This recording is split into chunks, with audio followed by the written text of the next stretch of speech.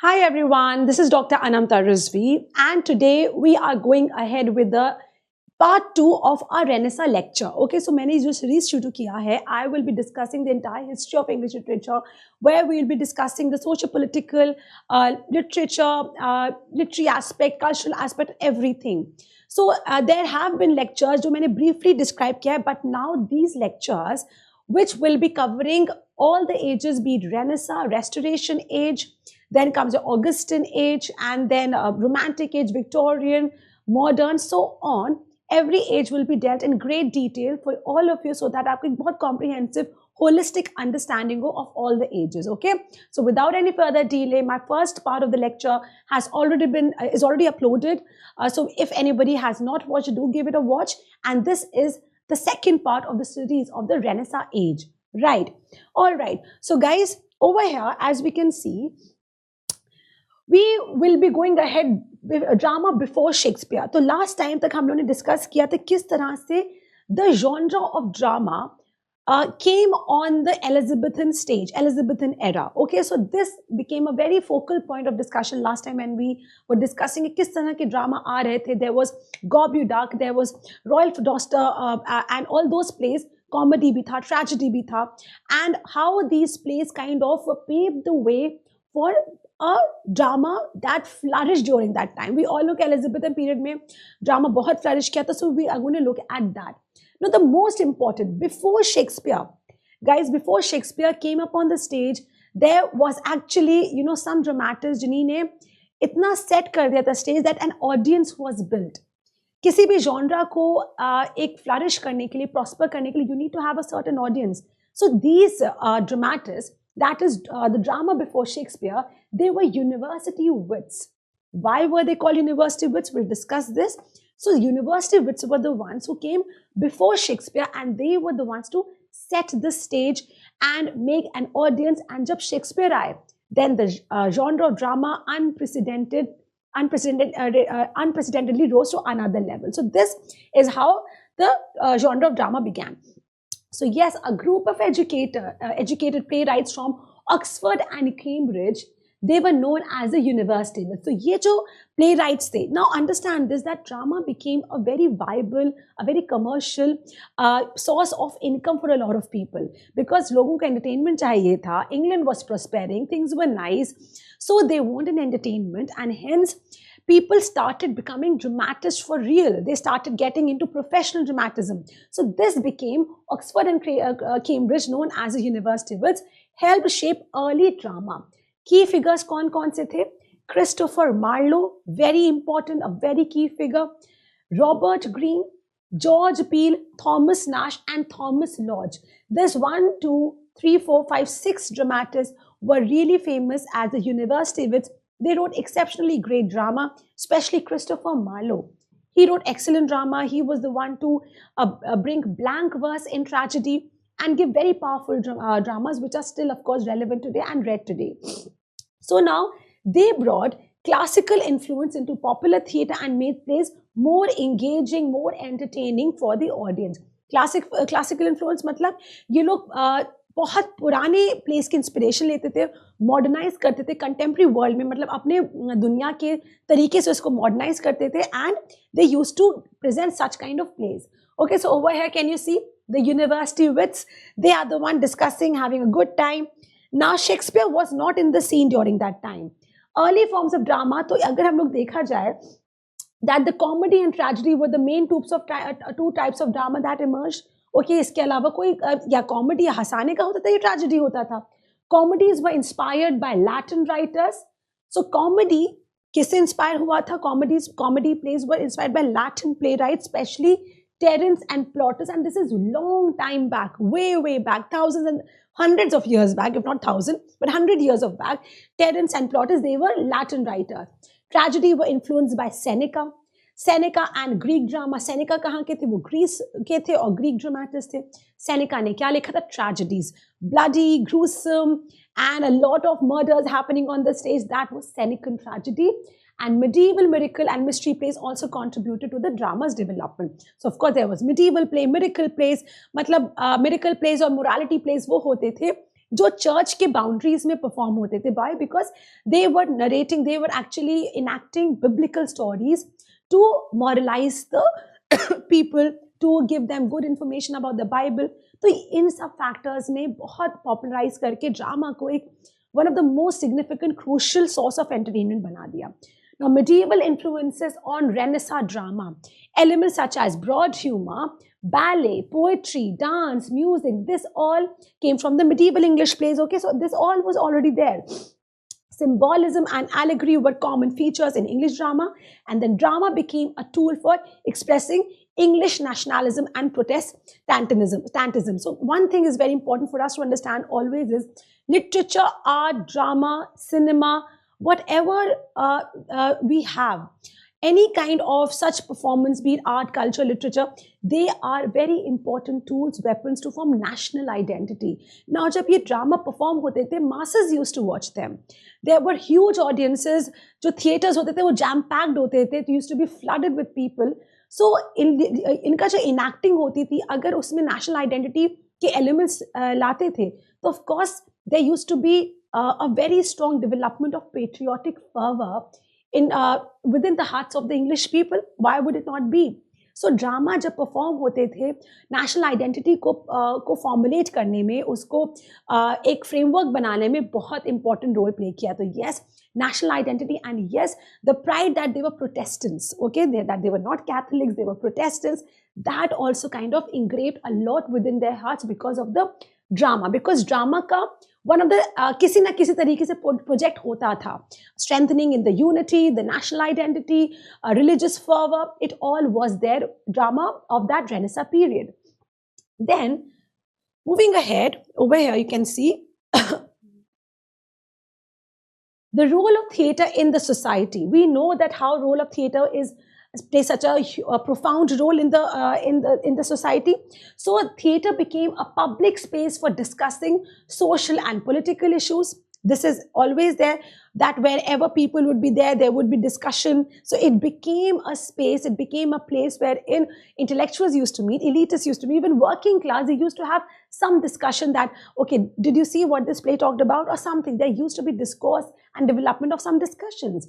The period is known as the golden age of English drama due to its richness and impact. Such strong impact, such strong richness, such strong substance to the plays was there that, yes, of course, this age, Renaissance, is known as the golden age of drama. Link between medieval morality plays and later drama. We need to understand one more thing, that the 4 PP by John Haywood connected medieval morality plays with later comedies. These were the interludes. इसको ना interludes बोलते थे. Okay? ये जो interludes होते थे, ये छोटे छोटे कॉमिक skits होती थी, you can say, और ये entertaining होती थी. तो morality plays, medieval plays जो होते थे, वो थोड़ा सा religious होते थे. And mystery plays, ये बाइबल की कहानियाँ बताते, saints की कहानियाँ, Jesus Christ की कहानियाँ, बाइबल में जो morality के किस्से हैं, उनको they used to enact them, and this is how that they used to teach the people out there. But एक link, आप foreign एकदम religious angle से आप you cannot suddenly jump to an entertaining angle. There has to be a link. So what was that link that shifted धीरे धीरे from religious to entertainment? And that was interludes. Interludes, especially the 4 PP by John Haywood. John Heywood बहुत अच्छे इंटरलूड्स लिखते थे. इंटरलूड्स एक छोटे स्किट्स होते थे जो कि जैसे कि अब आप बार बार से मोरालिटी के बारे में बात करते तो लोग बोर हो जाते थे. तो इंटरलूड्स ना एक छोटे से स्किट्स होते थे जो एंटरटेनमेंट देते थे, कॉमिक रिलीफ देते थे. तो this became a very very interesting format. And interludes ही बाद में जाके एक फुल फ्लेजेड एंटरटेनमेंट प्रोग्राम में, जिनमें कोई मोरालिटी टीच नहीं हो रही है, जिनमें कोई बाइबल की बातें नहीं बताई जा रही, कोई रिलीजियस एंगल नहीं बताया जा रहा है, but purely solely entertainment. And that was why, because interlude का एक link हो गया था. So the play, the 4 PP play features a palmer, pardoner, apothecary and peddler. Okay, so you can see the 4 PP. Okay, so इसी piece से नाम से 4 characters हैं. It's a very funny kind of an interlude, and this paved the way for realistic comedies in the late 16th century. Then you have John Haywood other works. John Haywood के और कौन से works थे? The Play of the Weather, another notable work, features Jupiter as the main character. seen as a precursor to the Jacobean mask but differs in purpose. Now, in just John Haywood, itna kyun important or famous the? Why? Because mask was another very strong development. जब धीरे धीरे drama आए, entertainment आया, तो sets अपने आप बनने लगे. उसके बाद अराउंड 17th सेंचुरी की बिगिनिंग में Ben Jonson brought beautiful setups just like Sanjay Leela Bhansali. Okay, तो वो मास्क लेकर आ गए, वेरी ब्यूटिफुल सेटअप. और ये मास्क ना, इसका आर्किटेक्ट होता था? इनीगो Jones. Inigo Jones used to be the architect, and Ben Jonson used to be the one who was introducing these masks, directing the play. और sets बड़े सुंदर होते थे, spectacular. If you look at, they were spectacular, they were entertaining, fascinating. So of course एक अलग ही तरीके का charm होता था. So this was seen as a precursor to the Jacobean. So yes, John Haywood played a very important role in bringing full entertainment sort of plays, bringing mask on in the Renaissance time. So the language in this play bridges medieval and early English modern plays. So example from the play of The Weather, the speech by Jupiter reflects the transition in English language and drama. So बस मैंने एक speech डाला है, एक character किस मतलब मस्ती में, हंसी मजाक में, humorous way में क्या कहता है. And so in all things, with one voice agreeable, we have clearly finished our foresaid parliament to your great wealth, which shall be firm and stable, and to our honor fair instable. So this kind of dialogues, witty, funny, ये सारे John Heywood करते थे. And this actually, so John Haywood has a very important role. He's a very big link from the morality play to the full-fledged Elizabethan drama. Then moving ahead to the next one, you have development of drama before Shakespeare. So early Tudor drama, Fulgens. अब हम लोग देखते हैं कि क्या क्या drama था जब पहले आया था. तो yes, talking about this, full and Lucrece 1497 by Henry Medewall. This is considered one of the most successful early Tudor plays. Okay, so Fulgen and Lucrece, a very famous play, it was entertaining. So this was by Henry Medewall. Then comes Ralph Royster Doyster. ये बहुत funny play था. Nicholas O'Dall is regarded as the first English comedy. तो Nicholas O'Dall एक first English comedian playwright. Okay, and unka play Ralph Royster Doyster 1552 is considered one of the most important and one of the most famous works. Okay, and then you have Gorboduc. Now this was a comedy and this was a tragedy. Gorboduc was a very sad tragedy by Thomas Norton and Thomas Sackville, and this was about two brothers, Ferrex and Porrex, killing each other. And when Porrex killed Ferrex, then the mother got very angry and the mother killed Porrex. And this is how this entire everyone dies in the play, and ultimately this is how the play ends. So it's a very tragic ending of the play. And then Gamma Gurton's Needle introduced a farce within a relatable domestic setting. So this was basically a domestic farcical play. Okay, the first play जो कि domestic setting पे humorous play पे बात करता था. So this was development of drama before Shakespeare came up on the stage. Then we have, coming ahead to moving to the next one, evolution of English drama. Now early English plays moved beyond direct translation of classical text. So सिर्फ classical text के translations नहीं हो रहे थे, but despite classical influences, English characters and settings became very prominent. So English, अब हम लोग जैसे बात करते हैं English identity की, English national identity form हो रही थी, तो of course English issues पे, English concerns पे, जो भी England में concerns हो रहे थे उस पे बात होने लगी. So Gorboduc replaced rhymed verse with blank verse, setting a standard for later plays. So this became important. Then you have classical influence in English literature. Now, yes, there was a very strong classical influence. Why? Because plays जो थे, पहले Greek, Latin, Roman plays बहुत मशहूर थे. तो धीरे धीरे England ने, English playwrights ने उसी को adapt किया. So why will not they talk about the classical dramas? So classical Greek and Latin literature shaped the English drama from Chaucer to the 20th century. However, English drama was gradually moving away from classical models. So around 1590 radical shift हुआ जब धीरे धीरे classical dramatists से लोग move होने लगे.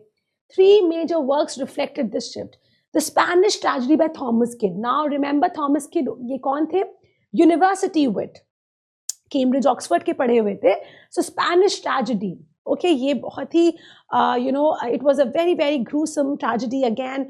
A lot of bloodshed happening on the stage, a lot of brutal murders happening. So Spanish tragedy, and you know what? Later, Hamlet was inspired by Spanish tragedy. You know, Hamlet Shakespeare का उससे Spanish tragedy काफी inspired था. Anyway, so the Spanish tragedy by Thomas Kyd, this became a very different from the classical work. The Comedy of Errors by William Shakespeare, this was based on Plautus, and Tragedies of Christopher Marlowe, they all were breaking the classical conventions. Okay, ये आपने अलग entertainment format पे थे, and they all were breaking the classical conventions. Then moving ahead to the next one, the Spanish Tragedy by Thomas Kyd. Now talking about Spanish tragedy, this is an important play and one of the first great revenge tragedies. मतलब this entire tragedy was based कि मुझे बदला लेना है, revenge लेना है. So features long monologues, their characters who come, they are in a very tragic state, they give you huge dialogues, huge monologues, and intensity and violent climax. Hieronymus, जो उनका Hieronymo जो character उसमें जो grief होता है for his murdered son is a key moment in the play. Okay, very much similar to Hamlet, Shakespeare's Hamlet. Now Christopher Marlowe's influence. Christopher Marlowe Oxford के थे, Cambridge के थे, University with थे. He was very knowledgeable. He had great classical knowledge, and he used this classical knowledge to create powerful heroic verses. बहुत ही powerful dialogue delivery होती थी इनके characters की, बहुत अच्छे dialogues होते थे, blank verse में लिखते थे. So he wrote an extravagant and subversive style. Major works, of course, Tamburlaine the Great, a hero obsessed with world domination, The Jew of Malta, and Dr. Faustus, and of course Edward II. 4 plays लिखे थे and बहुत ही famous हुए थे, still relevant and still is talked about. He lived a very short life. He was killed in a brawl and he had a very short life, but in that short life only he became very famous as a very established dramatist of that period.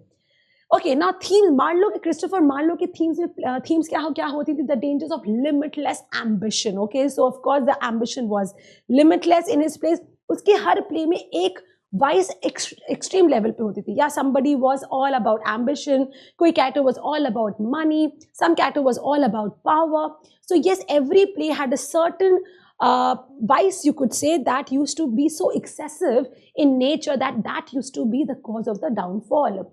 So religious and social conflict, the relationship between personal desire and political authority, Edward II, and yes, thirst for power and conquest was Tamburlaine the Great. Marlowe's impact on later drama, he introduced the blank verse. Now he was the one, Marlowe was so intelligent, Christopher Marlowe, that he was the one to introduce blank verse in English drama, which still many playwrights follow that. Okay, as dominant form in English drama, created complex conflicted protagonists, explores themes of human ambition, morality, and of course fate. कि ultimately हमारे किस्मत में जो लिखा है वही होगा. And his influence can be seen in Shakespeare's early works, including Richard III and Hamlet. Okay, over here you can look at all the characters. Everybody, every play had a tragic ending. Nothing happy in Christopher Marlowe's plays. Okay. Then you have Final Thoughts. Marlowe's plays are full of passion, bloodshed, and intense emotion. He challenged traditional moral values and explored new ways of storytelling. Very innovative, different style. His tragic heroes reflect the Renaissance struggle for knowledge, power, and identity, and his works continue to be reinterpreted again and again by literary critics, by the modern audience, proving that yes, he is timeless. Okay. Then moving ahead to the next one, you have the Elizabethan theatre from the street to a building. Transformation of audiences. Now, how the audience transformed, let's look at that. Earlier in the 16th century, when we talk about the medieval miracle morality plays, mystery and morality plays were the ones that were famous. और जैसे मैंने बताया, कहाँ पे होते थे? They used to be in the church. Like church buildings में होते थे. Sometimes used to happen within the church. Sometimes वो church के जो बाहर का courtyard होता था वहाँ पे होते थे. And it was basically religious. Of course, it was happening within the boundaries of the church, तो religious तो होगा. So they were performed outdoors, often on wagons moving from place to place. So फिर क्या हुआ कि mystery धीरे धीरे जैसे वो church में perform होते थे, फिर audience बढ़ने लगी. ऑडियंस बढ़ने लगी और तो फिर क्या हुआ कि lot of people started getting interest in this. तो जो बहुत दूर के लोग चर्च नहीं आ पाते थे तो वैगन्स आने लगे, वैन्स में परफॉर्म होने लगा. They used to have this entire setup moving on wheels and they used to be there, and people used to perform on stage in different areas. So interludes, short dramatic pieces, they were performed for the elite and court and noble houses. But by the later part of the Elizabethan reign, theatre attracted a diverse audience from different social classes, profession, trades. So everyone, no matter what class and what region, what language you spoke, everybody was very much interested in watching the plays. Okay, so this is how the audience developed, and theatre of course became a very important and significant source of entertainment, right? Establishment of fixed theatres. अब पहले wagons में theatres जा रहे हैं, जगह जगह जाके perform कर रहे हैं. चर्च में पहले परफॉर्म होते थे, उसके बाद वैगन्स में होने लगे, अब आने लगे fix theatres, proper theatres. Okay, ये कब आए? So permanent theatres were built in London, and this was around 1570s. Okay, so most like the Globe Theatre, they were open air. Okay, so you can see, can you look at this theatre? Okay, so everyone is sitting over, it's open from above, there is no rooftop. तो पहले open air theatre होने लगे, not the closed ones. Okay, because of ventilation or many other reasons. So while some, like Blackfriars, were enclosed. Now, Blackfriars were basically for royal, noble, aristocratic people who could afford expensive tickets, who wanted to have the comfort of watching the play within a confined area. So Blackfriars came later, but Globe, and Swan and Rose, all these theatres came around 1570s, 1580s, 1590s, and they all were just like open-ended. Okay. So performances were held during the day without artificial lighting. There were no stage curtains. There were no elaborate props. Simple entertainment being performed on stage, and that is all. Okay. So these actors wore rich costumes to enhance performance, and this became a very integral thing. Then comes your next one. And the thrust stage and audience engagement. The thrust stage extended into the audience with spectators standing on three sides. Okay. So yes, look at this. Audience was covering every aspect of the stage. Okay, three sides, 1, 2 and 3. All right, so the theaters became enlarged and the thrust stage extended into the audience. Some privileged viewers sat on the stage itself. कुछ लोग तो stage पे ही बैठ जाते थे, and this setup created intimacy between actors and the audience, making soliloquies and asides more more impactful. Okay, soliloquies हमेशा asides थोड़ा आगे आके audience को address करना होता था, तो this became more impactful, and the audiences had to use their imagination because कोई prop नहीं होता था, कोई set नहीं होते, तो जो सोचना है सोचो. Okay, so this was like a thing. Then comes growth of the acting profession. Now, interestingly, in the Renaissance period, even the female roles were performed by the male actors. There was no scope कि कोई भी female character, कोई असलियत में कोई female actor perform करे. This was just not possible at all. So, growth of the acting profession, this was very, very interesting. Earlier plays were performed by amateurs. Okay, so yes, acting was performed by immature actors, not very refined, not very polished. Why? Because this genre was just developing. But by the late 16th century, professional acting companies started coming up under the patronage of nobles. Now, nobles started having, sponsoring, you can say sponsoring, or, kind of financially helping actor companies, and उनको चाहिए था refined actors, उनको चाहिए था थोड़ा और अच्छे से entertainment हो और मजा आए. So these were the patrons who became very important. Now these companies protected actors from Puritan position, censorship and theatre closure due to plague. Now acting relied more on ensemble performers rather than classical scenes, and of course women were not allowed on the stage until the Restoration age, and audiences began following star actors such as Richard Burbage. Richard Burbage became so rich कि ultimately उन्होंने जाके खुद का अपने एक theatre बना लिया था. And yes, of course, Will Kemp was another actor. So going ahead with this, then Shakespeare and the acting company. Now, yes, Shakespeare also had his own set of actors, own acting company, and this was very important. So Shakespeare's company, the Lord Chamberlain's Men, later the King's Men. Okay, so इसकी company का क्या नाम था? Shakespeare company का the Lord Chamberlain's Men, later the King's Men. He was one of the most successful. So Shakespeare, of course, the legendary Shakespeare, he had to have a great set of actors, and that became very, very helpful for him because they acted well, because the script was well, and yes, there was full entertainment. So of course, it was a hit. So many playwrights remained financially insecure, but Shakespeare was an exception because Shakespeare was a complete super duper hit at that time. Humanism and theatre inspired by Erasmus, the Renaissance placed man at the center of the universe. Why did theatre become so important? Why? Because there were many revolutionary ideas that were being promoted, that were propagating at that time. So one idea was humanism, and humanism was that, human is at the center of the universe. The entire world is for us. Okay, so we are then, of course, we are legit. We need to have some entertainment also in our life. So inspired by Erasmus, the Renaissance placed man at the center of the universe. Individuals were seen as responsible for their own destiny, their own fate, the choices they make, the future that they have. This was all being talked about in the Renaissance period, okay? In the 1590s, Elizabeth was aging, creating uncertainty about England's future.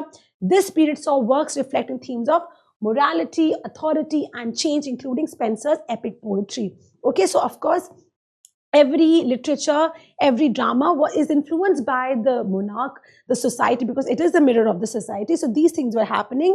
And the Reformation also made ideas of heaven and hell less certain, influencing themes of Elizabethan drama. So these were all factors that were influencing Elizabethan drama a lot. Then comes your point, Renaissance prose. Ab hum log agar dekhen that then there was no idea of novel at that time. No idea of novel. Yes, there was poetry, there was prose, there was drama, but not novel. Now, what was prose all about?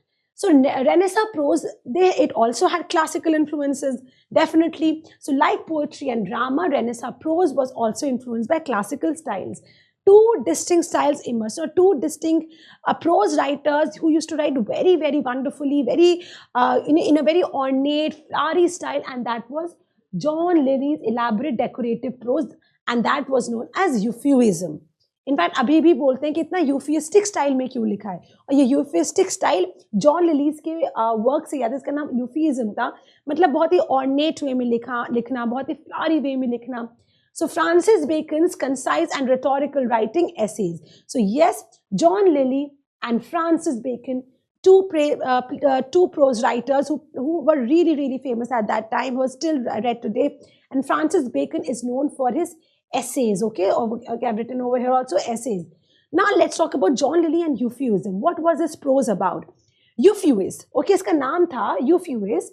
1578 और 1580 के बीच में इसने लिखा था. This gave its name to a highly ornate and artificial style of writing.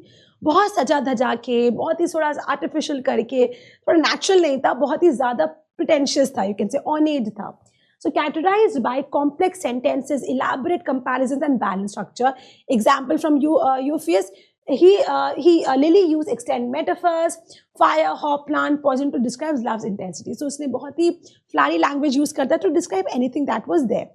Then comes your next point, and that is Francis Bacon and the essay. Now, what was Francis Bacon writing? Francis Bacon was writing great essays, and that developed the English essay inspired by Montaigne. So, who was the one who actually brought this genre of essay? And that was Montaigne. And Francis Bacon, a classical writer, Montaigne was. Francis Bacon took the idea from Montaigne.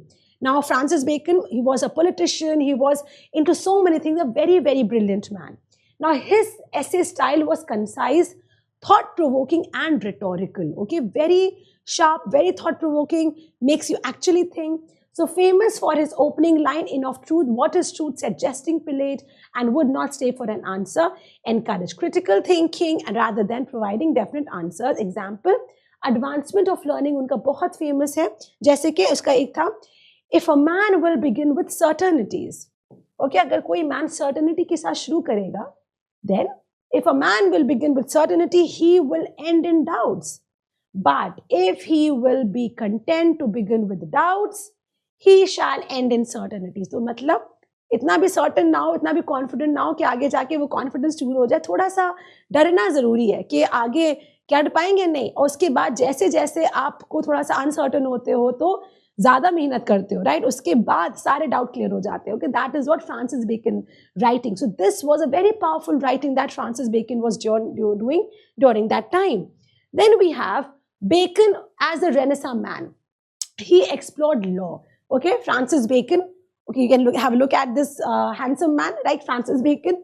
So explored law, science, history, politics, ethics, religion, philosophy. He wrote on everything, whatever that he wrote. So there was nothing that he did not know about. इनके जो essays थे, इसका नाम ही essays था, इनकी writing का नाम ही essays था. वे first published in 1597. धीरे धीरे expand होते गए, and he talked about practical matters, gardens, parenting, health. They were talking about philosophical themes, truth, learning, death, life, everything. Remarkably modern insights, very modern insights. Essay 47 advises face-to-face negotiation over letter writing. He says letter writing मत करो, सामने बैठ के बात करो, वो ज़्यादा powerful होता है. And essay 33 recommends treating indigenous people justly in colonialism. And Bacon's style influence, clear, logical, persuasive, in contrast to Lily's decorative prose. Okay, so Lily, ornate, decorative, no. Francis Bacon, short, concise, but very powerful, very impactful. Okay, so this was how prose was developing during that period. Then you have Bacon's essay and Renaissance thought. Many of Bacon's essays deal with key themes of the Renaissance, such as justice, such as knowledge and power. Of revenge explores the idea of revenge, a dominant theme in Elizabethan and Jacobean drama. So this is important that Bacon ने ना of revenge पे भी लिखा था. अब revenge was a very dominant theme, drama में भी, ऐसे में भी. तो एक ऑफ रिवेंज पे तो ऐसे बनता जरूरी था. सो ही आर्ग्यूज, वो रिवेंज के बारे में क्या कहते हैं? He argues that revenge is a dangerous wild form of justice. कहते हैं, it's a dangerous violent wild form of justice. The Spanish tragedy by Thomas Kyd 1592 and Hamlet 1600 by Shakespeare both use revenge as a central theme. All right. So, Spanish tragedy by Thomas Kidd and Hamlet by Shakespeare both use revenge as a very central theme. Then, like Hamlet, Bacon was a perpetual questioner, always seeking to challenge assumptions. And some have even speculated, though unlikely, that Bacon wrote Shakespeare's plays, highlighting their shared intellectual concerns. So, कुछ लोग कहते हैं कि Bacon was the one to write Shakespeare's play. बहुत controversial theories हैं, conspiracy theories हैं. Christopher Marlowe को भी कहते थे कि Shakespeare है. Francis Bacon को भी बोला जाता था Shakespeare है. So a lot of theories are there. Anyway, let's not get into that. So yes, Francis Bacon was a very important figure during that period, and we can see from the importance. And Queen Elizabeth के भी बहुत खास थे, because very wise advices he used to give. But बाद में इनको corruption के charge में थोड़ा सा जेल में भी डाल दिया गया था. So anyway, everything was politically charged.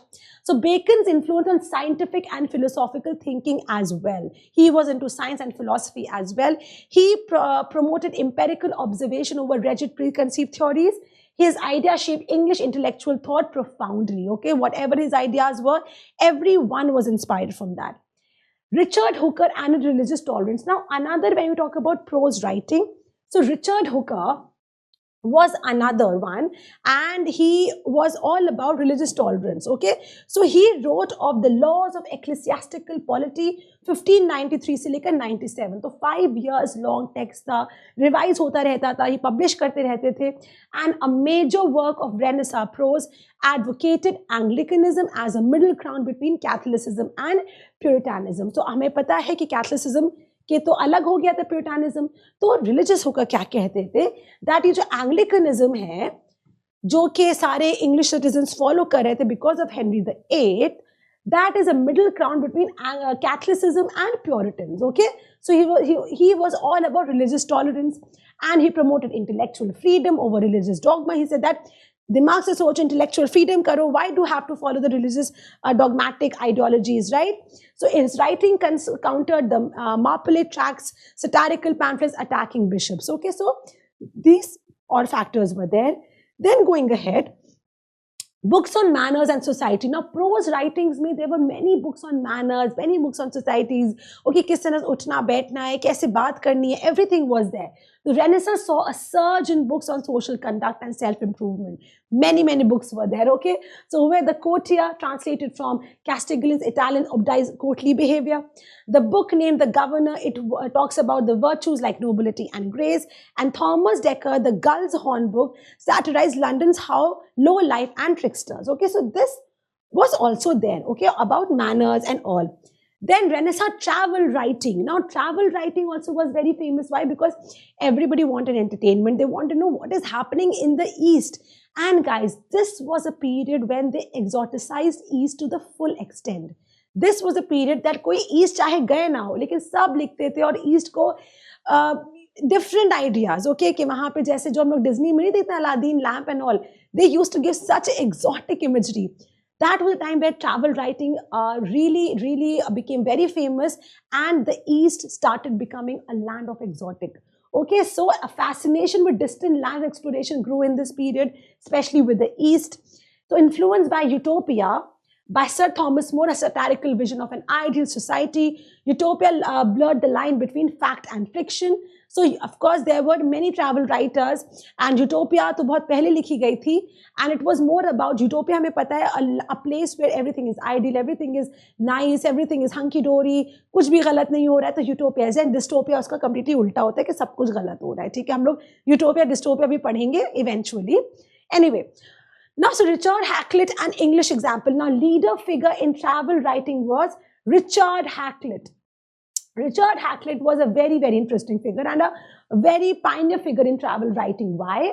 Because he documented English voyages. मतलब वो बड़ा travel करते थे, सारी अपने जितना भी journey होता था, voyages होते थे, सब document करते थे.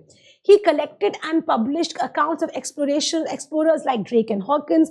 He advocated for England's colonization of Virginia. तो कॉलोनाइजेशन भी शुरू कर दिया था ब्रिटिशर्स ने during the 16th century. Queen Elizabeth के टाइम पे ही कॉलोनाइजेशन शुरू हो गया था. And Richard Hakluyt very much favour. उस टाइम पे तो सब फेवर करते थे, सबको लगता था हाँ कॉलोनाइजेशन करना बहुत अच्छी बात है. Anyway, his work influenced Shakespeare's The Tempest and Samuel Purchas his assistant. Samuel Purchas कौन थे? इनके असिस्टेंट थे. Continued publishing voyages to China, to Japan, and बाद में जाके जो रोमांटिक पोएट थे कोलरिज, वो बहुत इंस्पायर्ड हुए थे इनसे, इंस्पायर्ड बाय पर्चास जो उसका असिस्टेंट था, क्योंकि वो भी लिखता था.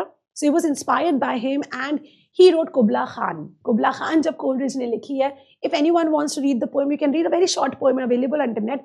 यू विल सी किस तरह से ईस्ट को एग्जॉटिसाइज किया गया है. A very quintessential example of how the land of East was kind of portrayed. Okay, very different from the Western civilized cultured world that they had. Okay, then you have Sir Walter Raleigh and the New World. Now, discovery of Guiana describes El Dorado as a paradise-like land. So Sir Walter Raleigh was another very important. In fact, he was the tutor of Queen Elizabeth I, and he was also into prose writing. For instance, the discovery of Guiana, 1596. He portrays the landscape as lush, abundant, and teeming with wildlife. So yes, so ये discovery of Guiana travel writing का ही part है. And Raleigh was a courtier, poet, explorer, later political prisoner also. He was also imprisoned. While in prison, he wrote History of the World, and the discovery of the Americas deeply influenced European imagination, seen literature as Shakespeare's The Tempest and John Donne's Metaphor. So, explorations were happening, America was being discovered, colonization had started, and yes, this all became a very strong catalyst in the figment of imagination of people. They started imagining, they started writing, and वो कब झूठ कब सच में almost बदल गया, because whatever that they wrote about East was not true. Did we have flying carpets? Did we had jinns? No, we did not have all those. But still, इस तरह से उसको portray किया गया. Then you have Robert Greene and Shakespeare. Now, Greene, a member of the University of Windsor, was a prolific writer of the romances. Now, we are धीरे-धीरे हम लोग आते हैं कि Shakespeare is the one now coming up on the stage. Now, जब Shakespeare आया, guys, इतना पुराना है 600 years back that literary critics अभी तक Shakespeare पे research कर रहे हैं, कुछ ना कुछ नया मिलता रहता है. But the first person ever, if we look at the documents, the first literary critic ever to talk about Shakespeare was Robert Greene, a university with जिसने बोला था, उसने बोला था, क्या बोला था, यहाँ पे just a second. He said, Greene was a member of the University of Wits, and उन्होंने A Groat's Worth of Wit 1592 में एक pamphlet आया था called A Groat's Worth of Wit, जिसमें उसने Shakespeare को बोला था that Shakespeare is an upstart crow. बोला था he is an upstart crow. Okay, मतलब कि अभी बस शुरुआती की थी लिखने के लिए, और यूनिवर्सिटी विट्स का तो कंपटीशन बन गया था. तो जब ये आया ना शेक्सपियर के सीन पे, तो यूनिवर्सिटी विट्स का बहुत ओवरशैडो कर दिया था इसने, तो यूनिवर्सिटी में से बड़ा जेलस होते थे इसको, बड़ा चिढ़ते थे, तो उसने इसको अपस्टार्ट क्रो बोला था, envy में, right? So unlike Green, Shakespeare did not attend university but soon outshone his rivals, and later Shakespeare adapted Green's romance Pandosto or The Triumph of Time into The Winter's Tale. So yes, Shakespeare had never gone to Oxford or Cambridge or any established university. So most of the Shakespeare's plays were inspired or influenced or adapted. So but his delivery was very different. Okay, then you have Thomas Nash and the development of modern narrative. So Nash was an experimental writer, blending different. The Unfortunate Traveler, जैसे मैंने बोला था ना कि guys कि novel का कोई period नहीं था. But Thomas Nash is considered one of the first writers who ever attempted to write a novel, and that was The Unfortunate Traveler. The Unfortunate Traveler, written in 1594, is an early picaresque novel. What is a picaresque novel? A novel that is full of adventures. Okay कि कोई character है, उस character को लेके बात हो रही है, तो जैसे ट्रैवल राइटिंग में ना एक फैक्ट बताते थे कि ये चीज़ है. पिकारेस्क नॉवल में कैरेक्टर फिक्शन होता था, लेकिन उसके बड़े एडवेंचरस होता था, कुछ ना कुछ उसके साथ होता रहता था. कभी वो वैगबॉन्ड की तरह रोड पे चल रहा है तो समथिंग हैपन. सो एपिसोडिक होता था और बड़ा एडवेंचरस, मज़ेदार, interesting. So mixing satire, history and parody. His other works, Thomas Nash के other works, Pierce Penniless 1592, satirized contemporary society. The Terrors of the Night was an early Gothic fantasy, and he collaborated with Marlowe, Greene, Ben Jonson for a lot of dramatic work. Okay, so this was your Thomas Nash. Then comes Robert Burton and the Study of Human Emotion. Now, The Anatomy of Melancholy is a major early work of psychology. So, if we think that the only work was happening in literature, no, there were people who were talking about psychology as well. So, over here, if we look at this, Robert Burton was the study of human emotion, and that is the anatomy of melancholy. Melancholy मतलब क्या होता है? Melancholy एक sad emotion होता है ना, तो anatomy करना है कि वो sad emotion क्यों होता है. Okay, so that is a psychological exploration. This was a major early work on psychology, explores different kinds of melancholy, including love and religious melancholy. His analysis of ambition as a great torture of the mind parallels Shakespeare's portrayal of Macbeth. Sir Thomas Browne's philosophical inquiry, religious immediacy, explores the intersection of religion. It is very witty. So, Robert Burton के बाद, anatomy of melancholy के बाद कौन आते हैं? Sir Thomas Browne and philosophical inquiry. So, yes, there was psychological inquiry, there was philosophical inquiry. Philosophical inquiry, prose writing में कौन कर रहे थे? Sir Thomas Browne. Very important, very crucial. So, he wrote Religio Medici, 1642. Much later, but this was a very significant writer. Why? Because intersection of religion and science. कैसे science और religion साथ में कहते हैं? Religio Medici. You can guess it from the name only. Religion भी, medicine भी. Okay? It is very witty. It is tolerant and introspective. And इन्होंने on burial भी लिखा था, an early archaeological study. And his idea that history repeats itself is a precursor to modern philosophical thought.